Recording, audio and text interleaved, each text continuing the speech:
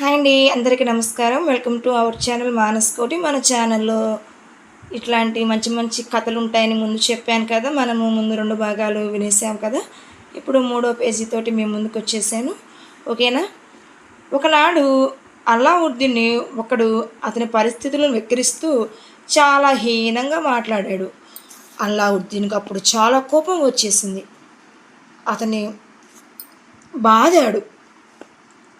ఆ పిల్లవాడు తాలూకు వాళ్ళంతా అల్లావుద్దీన్ ఇంటి మీదకు వచ్చి దెబ్బలాడారండి. హజీజు కొడుకుని కోపంతో కొట్టబోయింది, కానీ చేతులు రాక ఊరుకుంది. తల్లి మనసు అంతే కదండి, కొట్టలేరన్నమాట. తల్లి కోపం చూసి అల్లావుద్దీన్ ఎంతో భయపడిపోయాడు.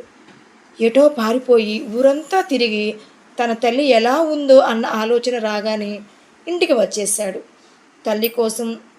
అతని కోసం విలపిస్తున్న తల్లి కొడుకును చూసి కౌగిలించుకొని బోరున ఏడ్చేసింది. నాయనా, నువ్విలా నన్ను కాదని తిరిగితే బతకలేను అంది.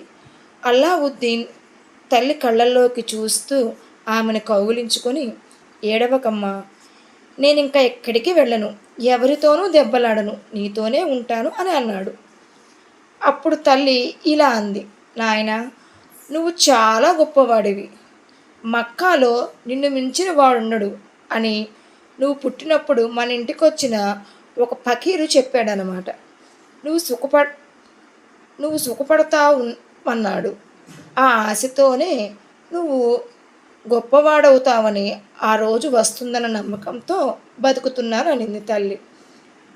బాబు, ఆటలాడుకోవద్దని చెప్పాను, కానీ ఎవరితోనూ గొడవ పడకు అని తల్లి అల్లావుద్దీన్కు బోధిస్తుంది. అప్పటి నుండి